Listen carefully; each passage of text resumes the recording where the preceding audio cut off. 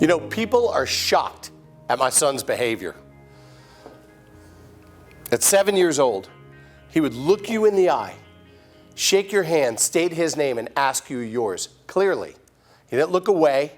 He looked right at you. He gave you a firm handshake, and he introduced himself. Now, I know many parents think that that's not possible, but it is, and it takes intentionality. It takes one-on-one eye time with your kids to create that kind of outcome. But how did that outcome happen? Was it by happenstance? No. Kids come up to me, or parents, come up to me all the time, and they say, "You're so lucky. Your kid is amazing." I'm not lucky. I'm intentional. I did the work. You know what that means. I did the work. So I decided, as a salesperson, looking at my life, that I would treat my son's life in the same way. In that, when I go into a meeting, I have a certain outcome that I'm looking for. I'm looking either to create another opportunity, create another appointment, get the sale. Whatever it is, I go in with a plan. And I've researched the company. I know who I'm dealing with. I know how to help them and to be a partner with them.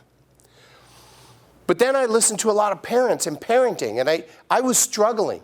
And they were saying things like, "Well, you know, there's no instruction manual. We're doing the best we can. Well, we're just winging it." And I decided I did not want to do any of those things. Because when I go into a sales meeting, I'm not winging it. And I'm not just doing the best I can. I have a plan. So I decided to make a plan.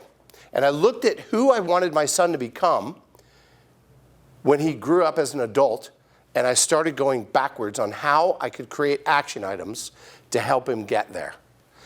It started with respect, respecting yourself and respecting others. And this is how we got into him at 7 years old, shaking your hand, looking you in the eye, and stating his name clearly. And people were blown away by that. And they would say very encouraging things to him, which made him do it more.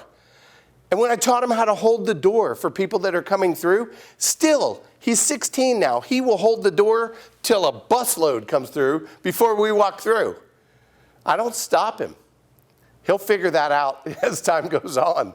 But the truth is, he wants to serve. He wants to communicate. He wants to work hard. He wants to do all the things that society says today a 16-year-old does not want to do. Because that's who he has become. Because I have instilled that time, I've created that intentional plan, and I've held him accountable to walking it out. Have I forced him? No. No. I showed him the benefits to him of doing that. I can't force him to become the man I want him to become, but I can teach him why it matters. And I can't teach another parent how intentionality will help their children, but I can show you the outcome. And when you see the outcome and you understand what you're dealing with in a 16-year-old that does his chores, that doesn't give me lip, and don't get me wrong, he's me. We get into it once in a while. But he always apologizes, because I taught him that by apologizing to him. This is not that difficult, my friends, to create the kind of children that you want, that are ready to be in this world, that are ready to make an impact on people. It starts in the home. It starts with you.